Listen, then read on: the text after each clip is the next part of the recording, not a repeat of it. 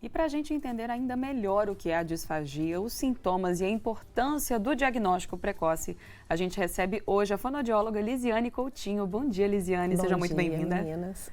Vamos entender um pouco mais, então, o que é a chamada disfagia? A disfagia é qualquer alteração que você tenha durante o processo de alimentação, seja na hora que você tem a intenção de comer, já é considerado qualquer alteração que a família está vendo que o paciente ou o familiar não está querendo ter vontade de comer, né? Isso é vital para a gente, né? Se alimentar para sobreviver. Isso pode já ser uma alteração, que a gente fala que é uma alteração antecipatória, desde o momento que você coloca o alimento na boca. Colocou o alimento na boca, viu que ficou muitos resíduos, né? Isso já é um sintoma de disfagia. O paciente engoliu, tá tossindo o tempo inteiro, fica pigarreando, raspando a garganta. Pode ser uma alteração também considerada disfagia. E por que isso acontece, Lisiane? Qual a causa mais provável? Geralmente na população que possui alguma doença ou neurológica que vai afetar o cérebro e vai perder a percepção, né, do alimento passando pela garganta, ou fraqueza muscular, algumas doenças geram esse tipo de fraqueza. Doenças pulmonares, às vezes o paciente ele tem quando a gente engole a gente para de respirar. Então o paciente ele pode ter uma apneia mais curtinha. Então no que ele engole a via aérea ela abre antes de terminar a deglutição, e o alimento pode entrar no pulmão, né? Então, algumas outras comorbidades, como câncer de cabeça e pescoço, que tirou uma estrutura, né? Então, o paciente, ele pode não conseguir se alimentar de forma correta porque está faltando aquela estrutura, né? Então, assim, de forma leiga, é como se fosse um problema mecânico ali no funcionamento, né? Mecânico e sensorial, porque nos pacientes que têm AVC e demência, geralmente acontece porque eles perdem a percepção por onde a comida está passando. Né? Então, a pessoa não sabe onde está passando. Todo mundo fala assim, está engasgando, é disfagia. Tem paciente que é disfágico e não engasga. O alimento para no pulmão porque ele perdeu essa percepção de onde o alimento está passando. E quando que ela é considerada grave? Quando o alimento consegue chegar no pulmão e o paciente tem uma pneumonia. E aí são chamadas pneumonias aspirativas. Né? Não posso falar que aquela antecipatória, ela não seja grave. É vital para a gente se alimentar, para se nutrir, se hidratar, se manter bem. Eu acho que a antecipatória, que geralmente acontece nas demências, ela pode ser tão grave quanto essa que para no pulmão. Porque o paciente vai chegar no hospital desnutrido, desidratado, sarcopênico, com perda de massa muscular. E aí, como você vai conseguir reabilitar uma musculatura que o paciente já não estava se alimentando direito? Então, existe a parte tanto sensorial, que é da noção que a pessoa tem que ter de se alimentar, e existe a parte da fraqueza muscular também. É um conjunto dos dois, tá? E, Lisiane, quais são os sintomas de alerta para a gente poder identificar essa condição? Você até chegou a comentar alguns, né? Mas os principais. Ficar de olho na população idosa, né? A população idosa, devido aos vários medicamentos que a população toma, a boca pode começar a ficar seca. Então, o paciente começa a querer mudar o tipo de alimentação. Antes ele comia um arroz soltinho, aí agora quer comer uma coisa mais cremosa, né? Começa a perder a vontade de comer. Então, isso é um sinal de alerta. Opa, será que tem alguma coisa alterada? Né? Começou a perceber que tem muito resíduo de comida na boca, está acumulando, por mais que ele sempre fala para o paciente, engole que ainda tem comida na boca, o paciente ainda continua mantendo a comida na boca. É um sinal de alerta. Durante a alimentação, se você perceber o idoso ou qualquer pessoa normal, né, tá lá, né, sentindo que tem um bolo na garganta, sentindo que tem alguma coisa parada aqui, né, que está engolindo e não consegue progredir para o estômago, pode ser um sinal de disfagia, né? E pessoas que têm corizas direto relacionadas a refluxo, né? Deitou de noite, o refluxo ele pode voltar, pode ficar gotejando aqui na parte da traqueia e aí provocar alguma coriza. Então o paciente ele acorda tanto com aquela sensação que tem um muco parado aqui, alguma coisa parada aqui, como ele pode acordar com uma coriza que é só de manhã. Isso é um sinal que pode ser uma disfagia causada por refluxo. E Lisiane, em relação ao pigarro e esse bolo da garganta, né? Bolo na garganta que você comentou, como diferenciar a disfagia de outras condições, de outras circunstâncias? Como saber que é disfagia? Para você ter um diagnóstico preciso, você vai precisar procurar um profissional para poder fazer detalhadamente a sua anamnese, né? E descartar se pode ser refluxo, se pode ser alguma alteração de musculatura que não está abrindo, né? A gente tem os esfíncter superior e inferior antes da comida chegar no estômago. Então, a gente precisa ver se essa musculatura está abrindo de forma adequada, né? Esse bolo, será que esse bolo está acontecendo porque pode ter uma outra patologia aqui na região de cabeça e pescoço? Né? Então, tem que se procurar um médico para saber diagnosticar de forma correta, né? Existem exames de imagem hoje em dia, exames que a gente consegue ver a deglutição de forma dinâmica através de um raio-x, que é o chamado videodeglutograma, mas o correto é procurar um médico. Lisiane, o Marcos está acompanhando a nossa entrevista ao vivo pelo YouTube. Ele disse que está super interessado no assunto sobre disfagia. Bom, agora vamos falar sobre quais doenças que causam a disfagia. Então, doenças que podem comprometer o cérebro. Tanto doenças neurológicas evolutivas, como demência, esclerose lateral amiotrófica, esclerose múltipla, que vão afetar a musculatura, ou doenças neurológicas que podem afetar a percepção, que é o AVC. Além de alterar a contração muscular, pode alterar a percepção também.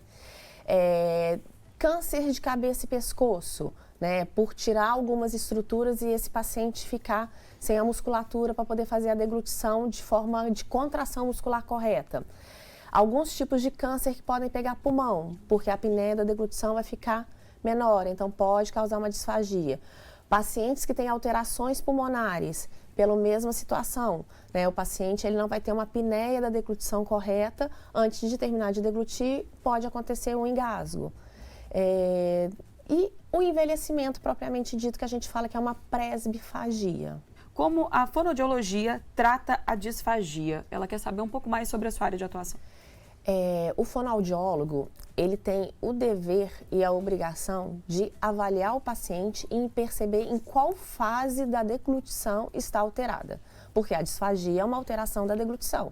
Então, a gente pode ter uma alteração da antecipação, que é a vontade de comer, uma alteração na musculatura de cavidade oral, que a gente vai ter alteração para mastigar, e a gente pode ter uma alteração nessa região de cabeça e pescoço, que pode ser de falta de percepção ou falta de contração.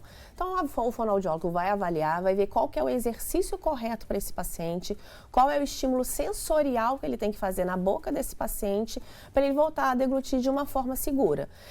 Além dos exercícios, a gente pode fazer uma adaptação da consistência para que esse paciente tenha uma alimentação segura e não corra risco de vida. E existem também as manobras que são usadas durante a alimentação. Às vezes aquele paciente ele não vai conseguir fazer o exercício, mas você vai conseguir manter com que ele tenha uma alimentação de forma segura por mais tempo, adaptando consistência e adaptando a forma correta de se dar. Né? Às vezes aquele paciente ele precisa de uma colher cheia de comida e mais uma vazia para deglutir. Ou não, ele tem que tomar um líquido, às vezes fazendo uma manobra com a cabeça, ou com a cabeça para baixo, ou com a cabeça para um lado ou para o outro, ou depois que ele come, ele tem que pigarrear e engolir de novo. Então existem várias estratégias e isso vai de acordo com cada patologia. Lisiane, o Lucas de Muriaé mandou aqui uma pergunta para você, desejou bom dia e ele disse que engasga constantemente com água, alimentos e até com ar, chegando às vezes a fazer até vômito. Ele relata também que sempre está com pigarro e raspando a garganta. E quando ele tinha 10 anos, ele chegou a fazer um exame de vídeo da garganta por causa dessa sensação de coisa agarrada na garganta. Então, ele quer saber, podem ser sintomas dessa doença? Podem ser sintomas de disfagia. O que ele precisa saber é o que está causando essa disfagia nele. Então, ele deve procurar um médico, né? Pode ser um otorrino, um neurologista, um cardiologista, o médico dele, de preferência dele, que ele relate isso e esse médico encaminha para uma fono e aí sim a fono pedir as condutas para o médico. Qual exame vai fazer, o que ela vai avaliar nessa deglutição dele que pode estar alterada e estabelecer as estratégias para ele. E no caso, né, do Lucas de Muriaé, você falou que tem que achar a origem desse problema. Isso. Medicamentos podem causar disfagia? Podem. Tem muitos medicamentos que causam secura na nossa boca, né? Que deixam a gente sem saliva. A saliva é o nosso principal condutor de sabor de percepção para o nosso cérebro. Então, sem saliva na boca, a gente não sente o sabor, né? E, além disso, a saliva ajuda a moldar o bolo alimentar. Na hora que você está mastigando, a saliva te ajuda a virar, aquela comida virar uma papinha para você engolir. Do mesmo jeito que a boca tem que ter saliva, a nossa garganta também tem saliva. E se a boca seca devido a algum medicamento, esse alimento ele pode ficar com prejuízo de trituração na boca. A gente pode ter um prejuízo de ejetar esse alimento até a garganta e ele agarrar na garganta, ficar sobras de alimento na garganta, porque a garganta também está seca, né? Então, alguns medicamentos, principalmente os que idosos tomam, né?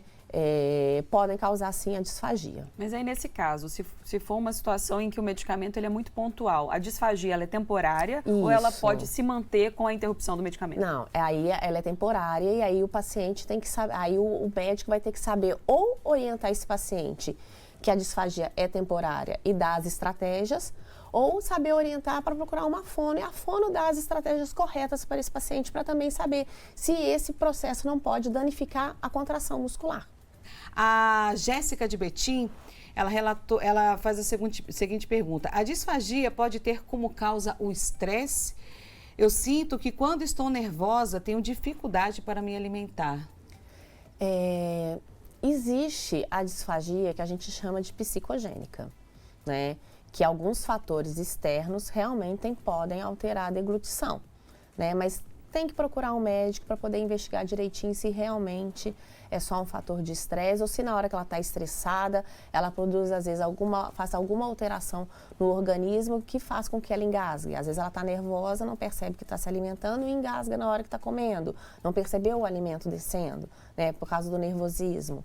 Né? Tem gente que, quando está muito nervosa, tem aperto no estômago, tem gente que tem queimação. Então, será que realmente é do estresse ou na hora... Será que realmente é psicogênico ou será que na hora que ela está nervosa, ela produz tanto ácido gástrico que dá uma queimação e ela engasga, né, com o próprio ácido gástrico e a comida junto? Então, tem que investigar.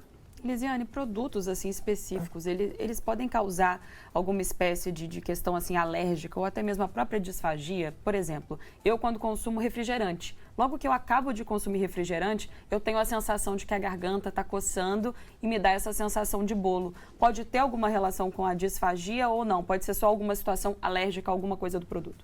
Eu acho mais provável ser alguma situação alérgica a algum produto. Por ser muito pontual, não que cause, né, a disfagia, por ser muito pontual, né? Está mais relacionado a algum problema gástrico do que de mecanismo de deglutição. E o Leonardo de Juiz de Fora mandou a seguinte pergunta. Ronco pode causar disfagia? Pode. O que é o ronco, né? O ronco é uma vibração constante que você tem durante o sono, da musculatura de orofaringe, né? Base de língua, a faringe, que são músculos envolvidos na deglutição. Ao longo dos anos que você vai roncando, essa musculatura ela começa a perder um pouco a contração muscular, ela começa a ficar um pouco flácida. E aí pode causar, sim, a disfagia. E a disfagia, Lisiane, não detectada e não tratada, quais podem ser as complicações a longo prazo? A longo prazo, desnutrição e desidratação, né? Porque você vai começar a deixar de comer certas coisas e não vai se alimentar de forma correta. Nem toda alimentação pastosa, ela é caloricamente adequada para o nosso corpo, então a gente tem que estar sempre adaptando, conforme for mudando essas consistências, um acompanhamento com o nutricionista seria interessante. E se você não trata, daqui a pouco, o que acontece? A musculatura vai ficando fraca. Fica fraca de um jeito que você não vai conseguir reabilitar 100% hábil para esse paciente voltar a comer com segurança. E aí, se esse paciente chega a ter pneumonias de repetição, vai para o hospital 2, 3 vezes naquele ano, e aí chega lá, o que é a nossa obrigação? Não deixar a comida parar no pulmão desse paciente. Muitas vezes a gente vai ter que indicar uma via alternativa de alimentação, que vai ser a sonda. No tempo que ele está no hospital, a gente tenta reabilitar esse paciente, mas ele está tão magro, tão sarcopênico, que às vezes não tem condição. E aí você vai ter que pedir essa família para optar, ou deixar essa sonda, ou botar uma sonda na barriga, que é a gastrostomia. A parte mais perigosa que tem é que cada vez que a comida vai entrando no pulmão, você vai deixando lesões que vão piorando a troca respiratória da pessoa, né? Então, pode chegar a uma certa fase da idade que você foi deixando esse alimento entrando, e tomava antibiótico e saía, e voltava a comer e estava tudo bem, que quando você ficar mais velho, a única solução que vai ter para você é você ir para o hospital e ser entubado. E aí a intubação vai gerar uma traqueostomia, que vai gerar uma sonda, que vai gerar uma dificuldade em reabilitar esse paciente, porque às vezes o pulmão não vai dar conta de sair dessa traqueostomia e do ventilador, né? Então esse é o pior desfecho que tem. Então qualquer sinal que você percebeu que você está em casa, que o seu ente que está em casa está começando a deixar a comida vazar pela boca, a mastigação já não está igual, fica sobra de alimento e a pessoa não percebe, e que ele está relatando que está percebendo o alimento parando aqui, está pigarreando, engasgando, né? É o ideal procurar um fonoaudiólogo, né? E fora esses pacientes que têm AVC e doenças neurológicas, que tem que ter o acompanhamento para não deixar que a situação chegue na situação mais grave, que é a broncoaspiração, que é a pneumonia por broncoaspiração. Lisiane, para a gente poder entender melhor o processo, existem fases da disfagia? Na literatura se classifica por fase, né? Uma fase antecipatória, que é a que a pessoa tem vontade de querer comer. Então, quando ela perde essa vontade, você já tem que procurar saber se pode ser uma evolução de alguma demência ou de algum quadro psiquiátrico, que a pessoa está perdendo a vontade de comer, né? A gente não perde a vontade de comer, é vital para a gente. Tem a fase oral, que é onde a gente vê que a mastigação não está sendo feita de forma eficiente, então sobra alimentos, né? O paciente às vezes come pedaço inteiro, pode engasgar com esse pedaço inteiro porque a mastigação não está sendo feita correta. E existe a fase faríngea e laríngea, que é onde o alimento pode parar nessa musculatura aqui. E se você ainda está com alguma dúvida ou tem algum relato e quer contar para a gente, aproveita o nosso contato que está aparecendo aí na tela para você. E Lisiane, como é feita a avaliação? A gente entendeu que cada caso é um caso, né? Os recursos também vão ser variados, mas a avaliação, ela acontece de forma padrão ou isso também muda de um paciente para o outro? O fonoaudiólogo ele vai começar de uma forma padrão. E aí sim para os desfechos diferentes. Então, a gente vai avaliar como está a força de musculatura de órgãos fonoarticulatórios, né? Então, lábio, língua, bochecha, né? Musculatura mastigatória como que está, a voz desse paciente como que está, se ele tem uma voz forte, né? Se ele consegue variar a intensidade da voz para ter uma proteção para o pulmão, se ele tem uma limpeza faríngea eficaz, se o músculo da faringe está eficaz para poder conseguir continuar a alimentação e o paciente não corra o risco de broncoaspirar, de ter uma pneumonia. Basicamente é isso. E aí vai para cada desfecho. A gente vai olhar também muito a sensibilidade.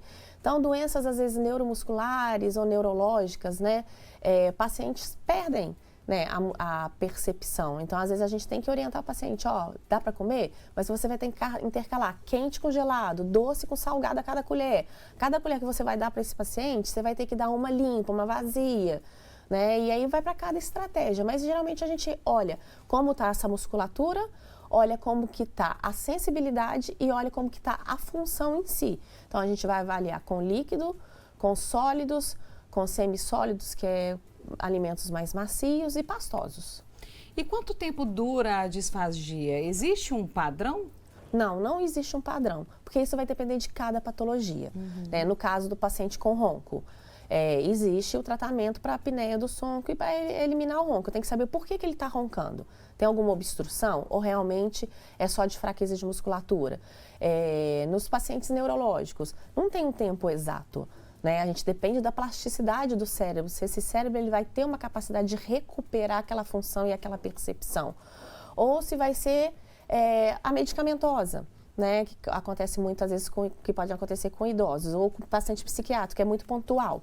Né? Então, cessou a medicação, a gente usou as estratégias, deu correto, cessou a medicação e ele conseguiu voltar a se alimentar de forma correta, então isso vai variar de patologia para patologia. E o que a gente pode falar para o nosso público sobre o tratamento? Como que ele acontece e tem cura? Então, a disfagia, ela tem tratamento, nem todas têm cura. Tá? Algumas você vai adaptar a consistência, mas o paciente às vezes vai ficar em algum grau disfágico, né? Não vai ter o risco da comida ir para o pulmão, mas às vezes pro resto da vida ele tem que tomar um líquido que seja um líquido grosso, para o líquido não parar no pulmão, tá? Então isso vai de acordo com cada patologia. Qual foi a outra pergunta que você me fez antes? Eu tinha te perguntado sobre as formas de tratamento. As formas de tratamento podem ser exercícios, podem ser adaptações, podem ser estímulos, tanto estímulos elétricos na região da laringe, como estímulos elétricos no cérebro. Pode ser o uso, às vezes, de algum tipo de fotobiomodulação para poder melhorar a regeneração desse músculo ou melhorar a percepção. Vão ser tratados estímulos, a gente vai trabalhar a percepção sociomotora oral. Praticamente isso, tá? E o que podemos dizer sobre essa condição na população idosa? A população idosa é uma população que antigamente se tinha o critério de se tirar todos os dentes e se usar prótese, né? E hoje em dia a gente sabe que essas próteses elas perdem toda a capacidade de ficar fixa na boca, né? Então o paciente ou ele mastiga ou ele segura a dentadura para mastigar. Então, no caso dos pacientes que usam prótese dentária, essas próteses dentárias sempre bem adaptadas, manter o máximo possível a higiene oral da boca preservada, algumas medicações vão dar secura na boca do paciente, então a gente tem os hidratantes intraorais que melhoram essa percepção do alimento na boca do paciente, mas tudo isso tem que ser investigado e tem que ser avaliado pelo fono para cada estratégia ser adaptada para cada paciente de forma correta. Elisiane, falávamos, né, sobre consequências graves a longo prazo e essa é a pergunta da Geralda de BH. Ela quer saber se a disfagia pode levar a algo mais sério e se pode ser fatal. Pode ser fatal. A disfagia, ela é uma coisa séria e ela pode levar o paciente a óbito. Exatamente por tudo que acontece na vida de uma forma geral, como você falou, né? Desidratado. Disfagia é uma coisa séria, engasgar é uma coisa séria, né? O engasgo, quando o paciente faz e ele engasga ou ele tosse, ele tem que agradecer que ele está tendo esse sinal, porque ele vai poder cuidar. É uma informação, né? É uma informação que ele está tendo. Agora, se ele não cuida e vai deixando acontecer, o desfecho pior é a comida parar no pulmão. E no pulmão não é lugar de parar a comida. No pulmão a gente só pode receber o ar. É uma situação que não pode ser normalizada, né, Renata? Exatamente. Não pode ser banalizado, né? E muita gente banaliza, né? A gente faz até um alerta para os filhos de pais idosos para observarem esses detalhes e realmente já se antecipar. Quanto mais precoce, melhor. Hoje em dia, tem muita conscientização da classe médica, né? Muitos geriatras já mandam os pacientes idosos, antes de apresentarem os engasgos, para fazer uma avaliação com fono. Para poder verificar se tem alguma coisa que já pode começar a fazer, se tem algum músculo ali que já está ficando fraco, que você pode já adaptar e reabilitar ele. Bom, então, para encerrarmos o nosso bate-papo de hoje, quais orientações finais e lembretes para você deixar para o nosso público? Engasgar não é normal. Previna-se. É isso, esse recado aí fantástico da Elisiane, que teve a gentileza de estar aqui ao vivo com a gente para dar todas essas orientações, como você colocou muito bem, é algo que não pode ser banalizado, porque o desfecho pode ser fatal, mas é muito evitável, né? Sim. Então, muito obrigada a você, Elisiane, pela presença. E obrigada também, né, Renata, ao nosso público que participou, telespectador de BH, de Juiz de Fora, Betim, Muriaé, YouTube. Então, é sempre muito bom ter a participação de vocês aqui com a gente.